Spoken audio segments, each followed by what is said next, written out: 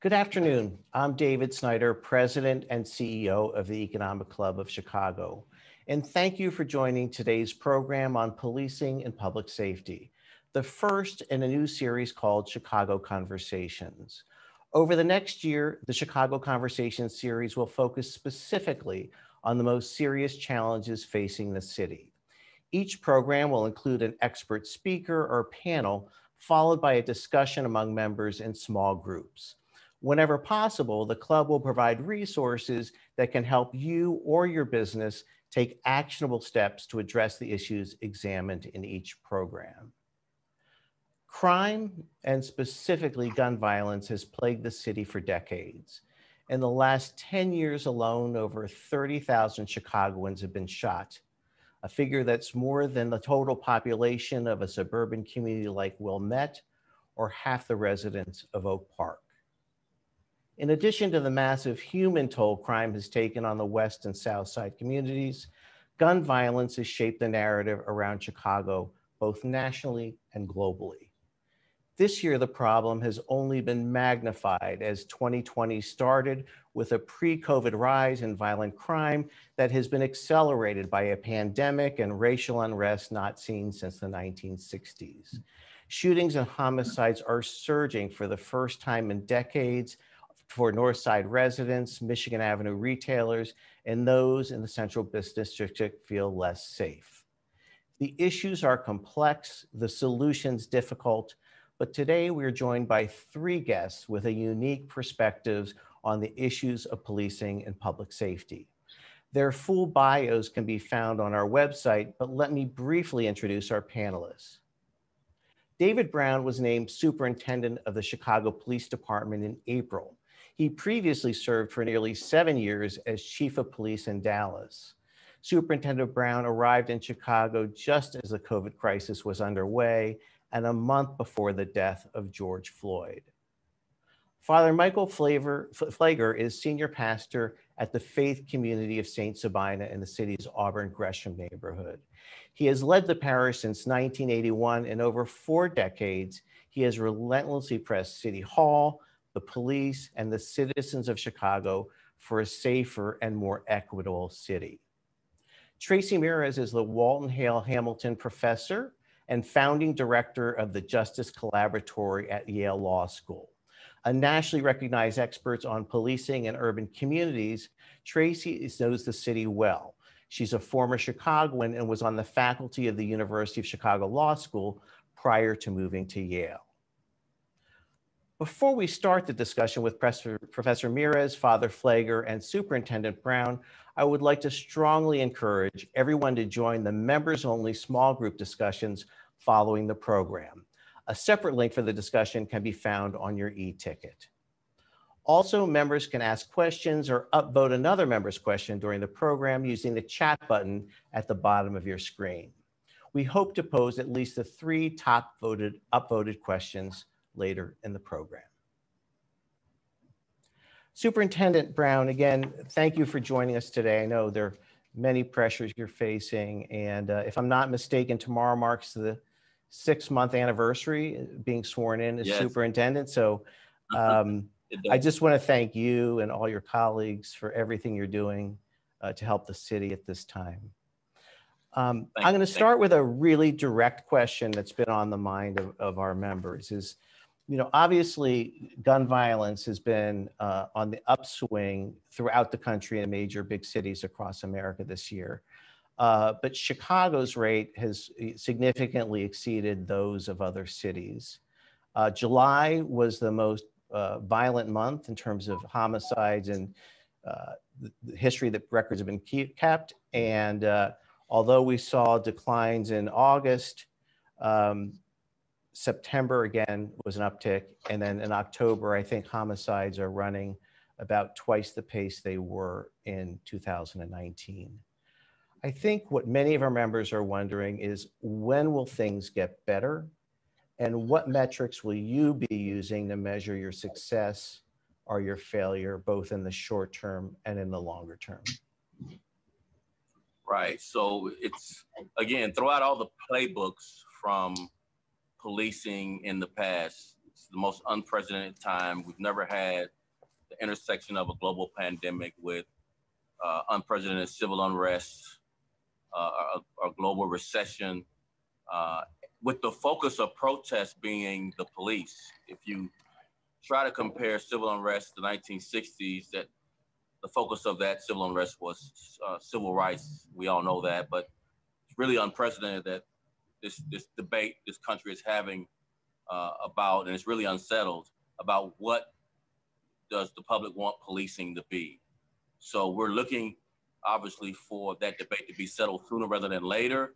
But I will say this: one of the things that's really front of mind for me is we better be reforming ourselves and building trust and being transparent. And that's really the litmus test that you should be grading me on. Am I doing the types of things to build trust? It's the linchpin to reducing violence. It's the linchpin to better clearance rates. It's really the key component to lowering violence. And I know it seems that how can trust be something that really delve into all of those different, very complex issues? Well, if people don't trust the police, they're not helping us, giving us tips. They're not helping us resolve conflict in the community. And again, and if we're always asking the police, what are you doing to reduce crime? You're asking the wrong question, because you can't arrest your way out of this. You can't jail your way out of this. That's not a solution. We know that from the 90s. Mass incarceration is not a solution. So by asking just the police superintendent what's the solution, you're missing street outreach, you're missing violent interrupters, you're missing Father Pfleger's impact. What can the faith community do? And again, a lot of violence is intertwined with poverty, lack of social services, lack of quality mental health care. And so we've got to solve all of those things while the police department does its part in building trust, so that we can, again, lower the conflict, lower the violence, and move forward. And so grade me on not the curve of a pandemic and unprecedented civil unrest, but how I build trust, because that's the linchpin to lowering violent crime. Yeah, trust is so important. But in terms of just swinging back to my question, in terms of giving residents and business owners a line of sight until when we might see significant improvements, I'd really like to swing back to that. And I know this is not an exact science and there are no exact answers, but as you're looking forward, when do we see some relief? Well, you gave a little bit of a diagnosis on what's happened since the summer, but let me give you a little bit more detail. So very fragile improvement since the height of the summer violence. We formed 2 large citywide teams, and since those teams have been formed, we've seen a 35% reduction in murders and a 15% reduction in shootings. This month so far, although we're outpacing 2019, the most comparable year is 2016. This feels like 2016 all over again, when we saw 768 murders. So we are hopeful that the decline will continue since we formed the citywide team. So again, we've improved since the height of the summer. There's a 35% reduction in murders since we formed the citywide teams 12 weeks ago. We are continuing to see reductions in shootings and murders. Shootings are declining 15% so far since those 2 citywide teams have started. But again, if you're only asking the police department, what are we doing about violence, you're asking the wrong question, because our solution is arrest. That's our solution. We recovered 8,700 guns from the streets of Chicago so far this year. That's more gun recoveries in a single year than New York and LA combined. Let me say that one more time. 8,700 guns have been recovered by Chicago cops. And here's one last unprecedented number on about what we're doing as a police department. We're risking our lives. We're risking everything. 67 police officers this year have been shot at or shot. That's a record. There's never been a number as close to that. In a normal year, 10 to 15 officers are shot at or shot. 10 officers have been shot of that 67 number. And so if you're asking, if the police department's doing this job, they're risking their lives. 67 have been shot at or shot. Nearly 9,000 guns recovered. But that's not the question to ask. The question to ask, when are we going to do something about poverty on the South and West side? When are we going to invest in social service access, quality mental health care? Because those are the other components that we ought to have a metric and a grade for as well. And I think we'll hopefully swing back to that in a moment. Father Pfleger, how's it feeling in the Auburn Gresham neighborhood? Does it feel safer? Do you feel we're off the peaks that we were in July? No, it doesn't. It doesn't feel safer, and it doesn't feel better. And going on with what the superintendent was just mentioning, it's a both and. We've got to make sure in the police department we're solving crimes. We've got to make sure in the police department we are dealing with this proliferation of guns. We have feds in here now from Washington. I can't understand why those feds are not facing these guns we know coming in from Indiana, Mississippi. Well, if we know where they're coming from, why aren't we stopping it? We've got to build that community trust back up. You know, we just had this past week, there was a committee that had been formed with 150 ideas to help with reform for the police department. And only 5 of those 150 were accepted by the police department. That doesn't help build relationship or trust. So we do have the police team, but then there's the other side that the soup mentioned that we have to focus on in this city.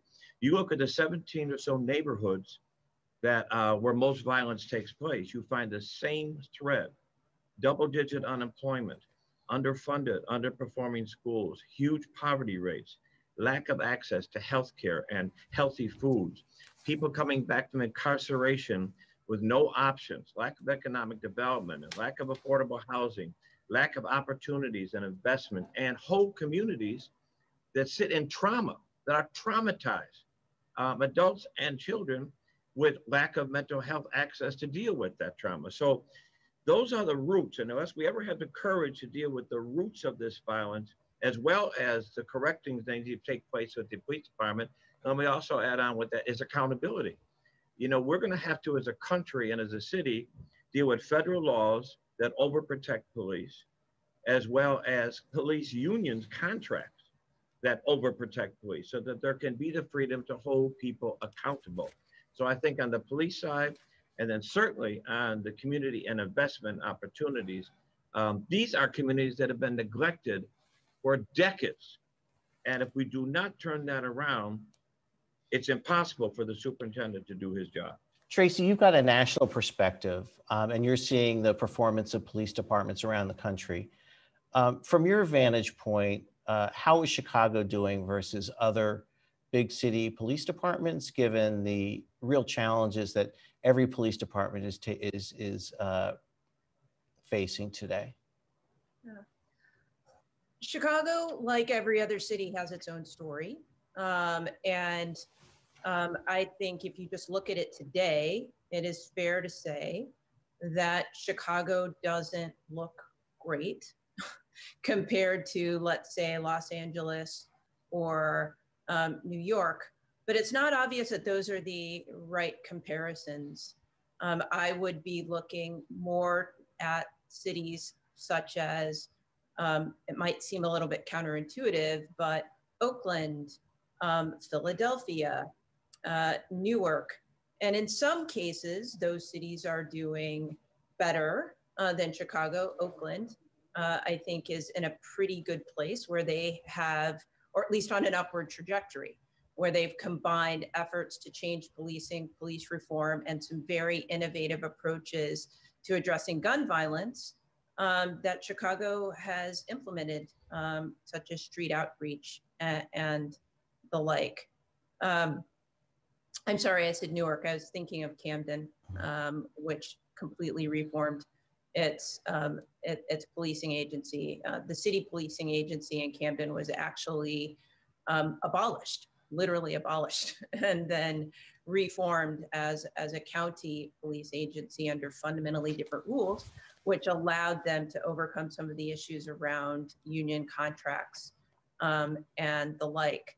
But you know, Chicago in some ways is doing a bit better than cities that you might think are similar, such as Baltimore, where I serve on the monitoring team. I do think, I just want to say this about all of the big issues that both Father Mike, I'm going to call him Father Mike, rather than Reverend Pfleger, as a former member of the faith community of St. Sabina, and the superintendent were mentioning these big issues of healthcare, poverty, housing, and so on. I would say that it's important to situate violence in the context of these problems as a whole, which result from lack of disinvestment in communities over time and an approach, a governmental approach. Pat Sharkey describes this very well. Pat Sharkey is a sociologist at Princeton, an approach by which communities are separated, problems are separated from the rest of the city, rather than recognized as an issue that needs to be invested in so that the entire community, the entire city can thrive. And that's really the way I think we should be addressing this problem. It's not just about, well, how can we solve violence in communities? We ought to be thinking about how can we achieve a vital Chicago?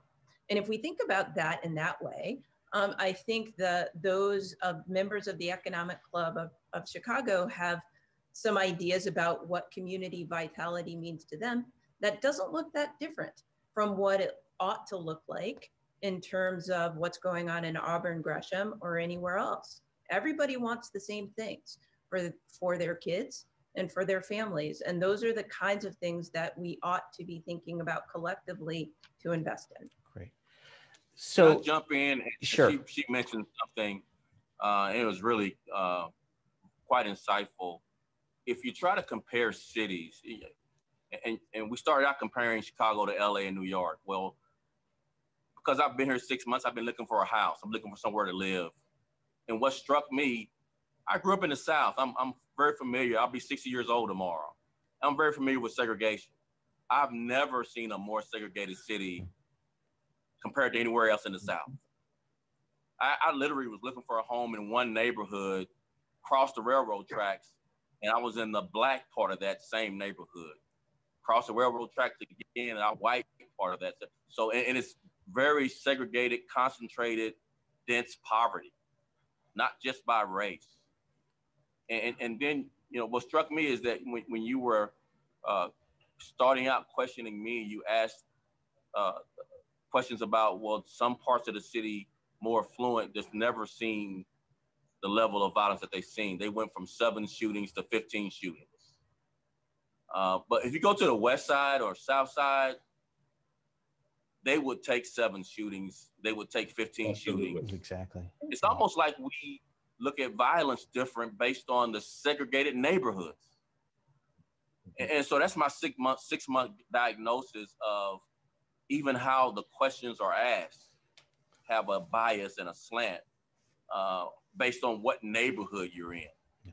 I just want to throw that into our conversation that we should not be talking about crime and violence based on that type of slant. It's just not the way I look at crime. And I don't know that we should be looking at crime in those ways. That's a perfect segue to my next question. And I'll address this initially to Father Pfleger. Is I think there's been this dichotomy, maybe artificial dichotomy created, that either you keep the neighborhood safe or you keep the central business district safe. And I wanted to see your thoughts. Are they separate, or where do they come together? Where is the confluence between safety in the downtown area, which accounts for a bulk of the city's economic activity, and in the 15 or 17 neighborhoods where 80 to 85% of homicides take place? Can you look at them separately? Well, I think we do, but I think, David, I think that's a really important question, I think, because people feel, for instance, when the looting took place in Chicago over this last, some months ago, there was a real sense in the community. I can't tell you how many groups I was with that said, well, the city's decided we're going to protect, the police in the city are going to protect downtown, but the hell with the neighborhoods. And so neighborhoods felt abandoned. When we had the looting, I remember one Sunday, I made countless calls to 911. We couldn't find police anywhere. I sat and watched the place looted here, block from me, for 2 hours and couldn't get any police to come. So there was a sense that we're taking care of downtown, but not here. But going back to something Tracy said, we are never going to solve this problem in Chicago because, like the Soup said, we are this segregated city that is horrible in the Chicago area. I can go 20 minutes from here in an entirely different world than I am at 78th and Racine. But we somehow have to work together to make sure that all Chicago understands the success of all the communities is going to make City of Chicago stronger and City of Chicago safer. Because as long as some communities are desperate and neglected and abandoned, that's when you started to see the violence is going to move downtown. It's going to move to the north side. There's nothing else to steal on the south side. So when we invest in all of Chicago, and when all of Chicago begins to understand this is all of our city, and we want all the city to be successful, we want all the city to feel safe, then we're going to understand that Chicago will rise together. And I think to do that, we are going to have to target, you know, the rising tide thing doesn't work. The trickle down doesn't work.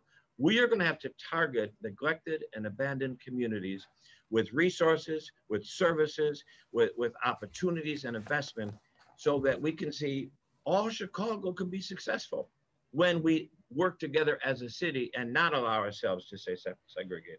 Tracy, as a rule, can safe cities be prosperous, and can cities that are not prosperous be safe?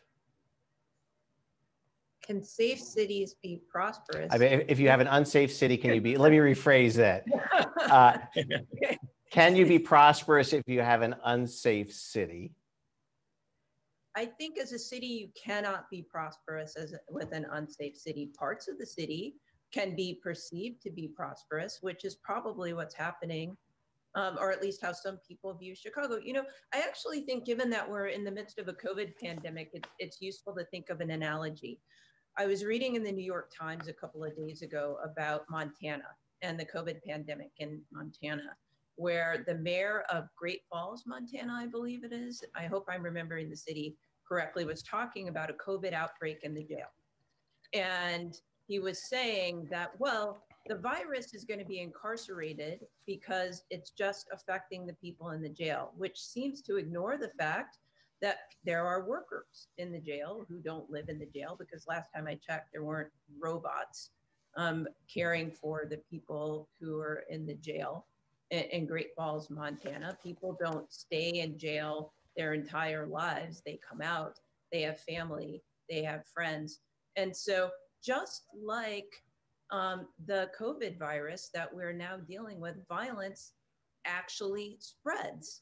It can be concentrated in a place for sure, but to think that it's not going to impact other parts of a community, including the heartland, downtown, is wrong. And New York, I think, is a really interesting contrast case. I'm old enough to remember what it was like in New York City when the violence there was very high, when they had over 2,000 homicides in a year. No one wanted to go to New York. No one wanted to go downtown. Times Square was, you know, a wasteland, except for people who were trying to look into peep shows or whatever it was back in the day. It doesn't look like that anymore. And yes, Chicago has a very vital downtown, but that downtown is not the only economic engine of the city. Chicago is a city of neighborhoods, and we should and want to, I say we, because I consider myself a Chicagoan still, want there to be a bigger, stronger, better engine. And we can only do that by expanding economic opportunities outside of the Magnificent Mile, which means investing in the economic viability of other parts of the city. So I think that's an answer to your question. Yeah. Superintendent Brown, I just want to swing back to this a little bit. One day you're under criticism for not dedicating enough police resources to the central business district. Others, you're spending too much at the sake of the safety in neighborhoods. How are you balancing that? And are you adjusting that regularly? Or kind of what is the strategy to keep both the engine of the central business district running and the millions of people living in challenged communities safe? It's quite a balancing act. There certainly is a strong perception that the downtown is much more important from a public safety standpoint, from a resource commitment standpoint. Obviously, I would never, abandon the neighborhoods with a deployment strategy for the sake of the economic engine from a public safety perspective. So that's not part of my deployment strategy. What we have done is that we've responded to what's happening on the ground. When we get intelligence information, either through open source social media or through human resources, that we have some crime being planned in the neighborhood or in downtown, we send additional resources to try, number one, to prevent, but also to respond and arrest those offenders. And so that's what we've done. We've had open source social media about planned looting downtown. We sent resources, and as best we could, we made arrests. And for those that escaped, we've done investigative task force follow-up and continue to bring them to justice. When we have those same clues or precursors for neighborhoods, we deploy resources in similar ways. So we haven't had to make the choice, but I understand clearly the perception because of the, as I mentioned, the segregation here and other, disinvestment issues, social injustice and the like, and quite frankly, the history of the police department. And it's been horrible. Some of the things the police department has done in these communities of color, especially. These perceptions are real. They're not some story or fairy tale people are telling. They have these real experiences of social injustice. And so the decisions we make real time based on deployment is perceived and real based on the experiences of these neighborhoods. And let me make one final point back to the comparisons of LA, New York. And if you don't mind, I'm gonna get a little old school. Don't forget, LA and New York has strict gun laws that help the decline. I call it the Plaxico Burress rule. Remember Plaxico Burress, the NFL player who was a celebrity? A gun fell out of his pants at a nightclub. He got 3 years in jail for owning an illegal gun. In Chicago, we never made illegal gun possession, not even for violent offenders, a thing that had significant consequences. Superintendent. And until LA did it, the state of California did it, the state of New York did it, Illinois never did it, Chicago never did it. And that's part of the recipe. That's got to be in the gumbo of violence prevention. Superintendent, the challenges are probably as great as they've been in the city for many years in terms of the pressures on policing. The mayor released her fiscal 2021 budget today, and she called for a reduction of 618 police superintendents. Those are not filling vacancies on the department. How are you feeling about doing your job effectively with the prospect of over 600 fewer officers on the streets or at the Chicago PD headquarters? So it's not filling the 600 vacancy is not going to mean 600 fewer officers on the street. Here's the reality. Because of the COVID environment, we had to shut down our police academy in March. We didn't open back up our police academy until late July. And because of social distancing requirements, we're only able to fill our classes less than half of its capacity. We have a total of 800 vacancies. So we can only, with COVID restrictions, fill about 300 vacancies a year because we have to social distance. So we're going to continue to have a gap as attrition continues to happen over this budget cycle. Right. So the best way to say it, you can't miss what you can't hire. So we can't hire for our vacancies. And we're going to have that gap as long as we don't have a vaccine and are able to fill the capacity of our police academy. So that 600 vacancy funding that's not being given this budget cycle is not going to be anything we would have been able to hire anyway, if that makes sense. So we're getting a lot of questions from our members, including William Kunkler, on the topic of defunding police. So a quick poll, quick response. If I asked each of you what defunding means, what would your answer be? Father Michael? Oh. No, sorry. Please, Tracy. I've actually written about it. I have a very public view about what it means.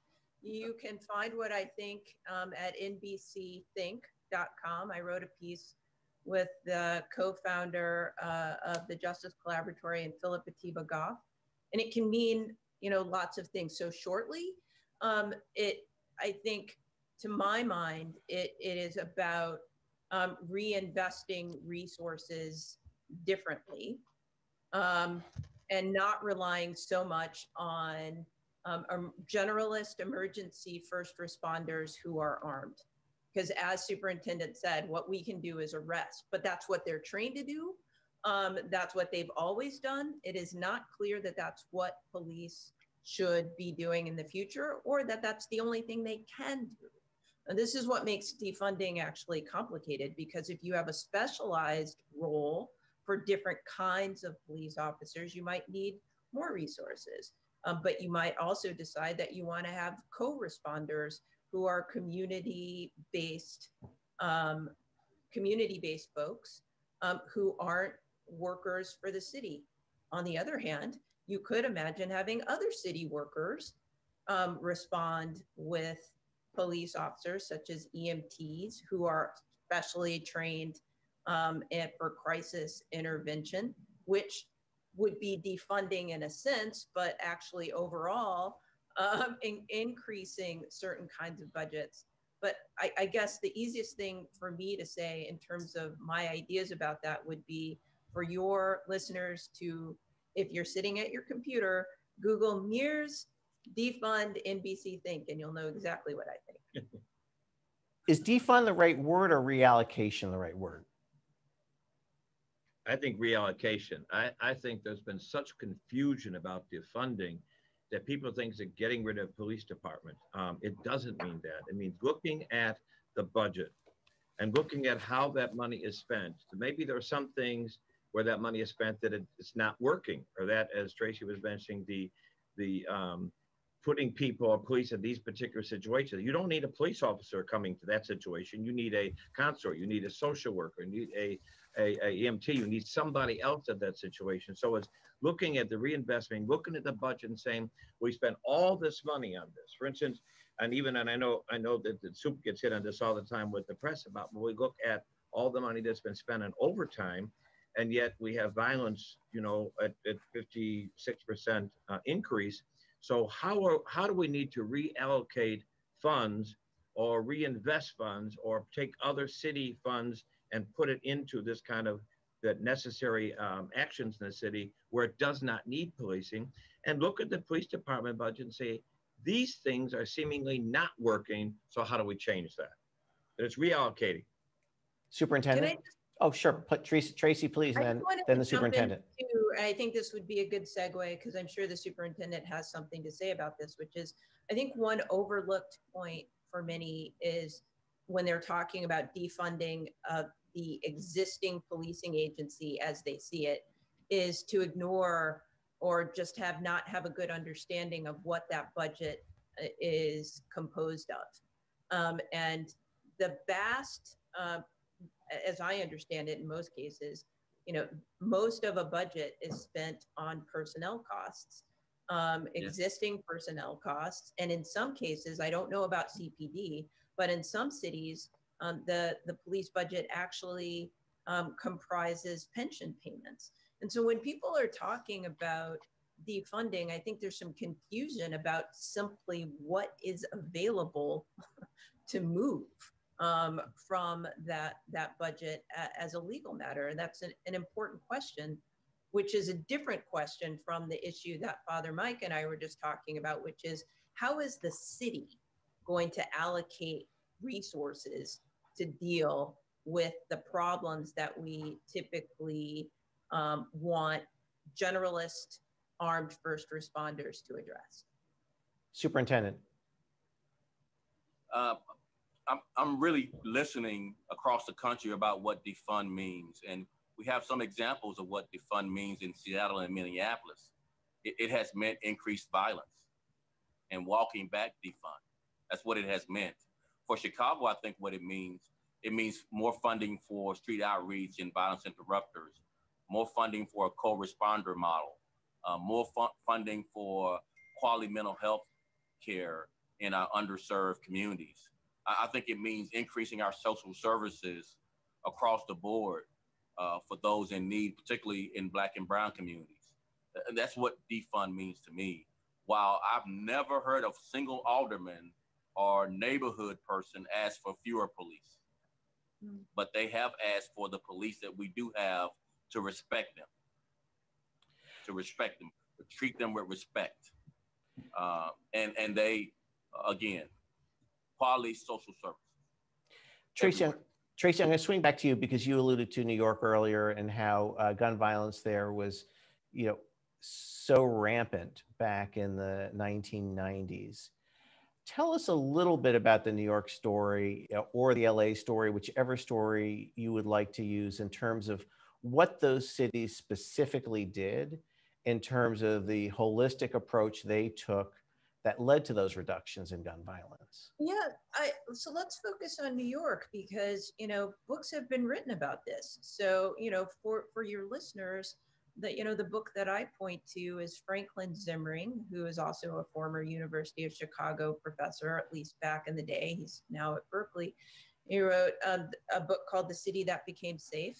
And he details a bunch of things that happened in New York, some of which have to do with policing. There isn't great evidence, frankly, that New York's stop, question, and frisk approach that subjected hundreds of thousands of people to stops, question, and frisks, many of them unconstitutional, was the source of the reason why gun violence went down there, although there is some evidence that policing played a role.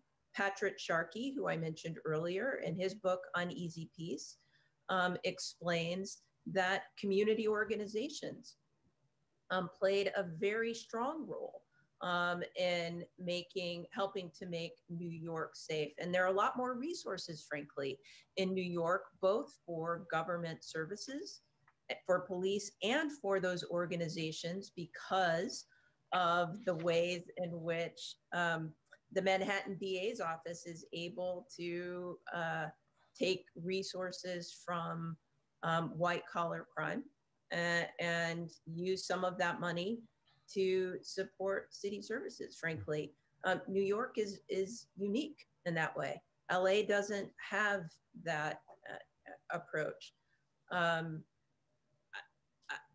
think that Los Angeles has, a different story, and you could say that part of their story has to do with the importance of reform of policing that took place there. That played an incredibly important role in reducing violence, although their violence rates weren't anything like the violence rates that New York City experienced. So it's important when we're talking about the three cities, again, as the superintendent mentioned, not to believe that we're comparing apples to apples. Each city has its own story.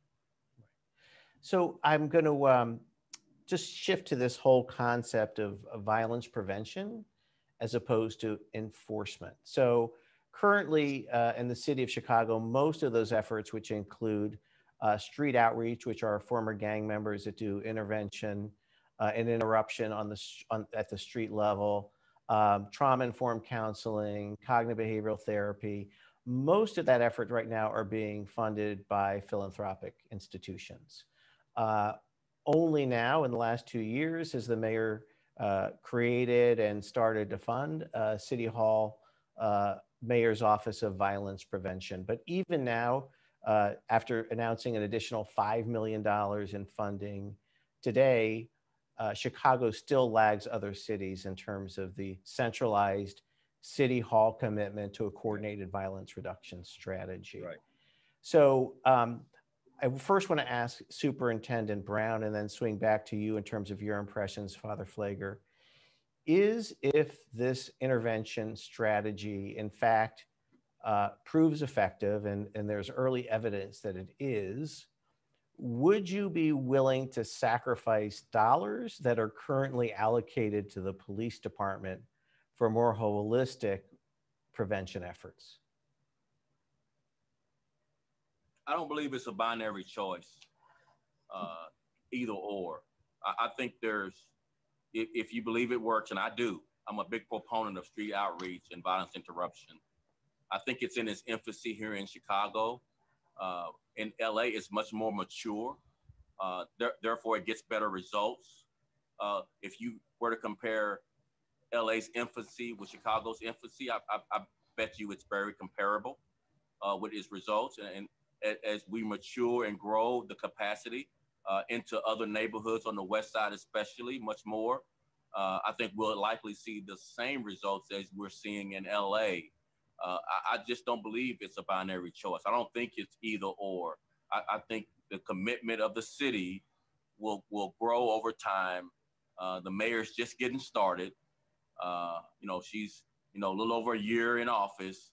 I think there's reason to stand by, more to come, and I believe it will all work much more effectively as we grow its capacity. So, Superintendent, I just want to say, so if we look at public safety as a whole, with policing being part of that, and we're in an era of incredibly limited City Hall financial resources, where does the money come from to do both? Well, if I follow your train of thought, our young officers are the most diverse officers. So you lose diversity in the police department. Our young officers are the millennials. They're much more likely to change the culture of policing.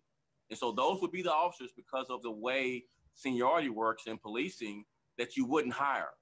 And you'd be left with these veteran officers who are much more traditional, less likely to change their culture, and not representative of the community they serve. Mostly white male officers that we hired for decades, not diverse. And so if you give me the choice of a less diverse, more traditional police officer to fund street outreach, again, I think be careful what you ask for.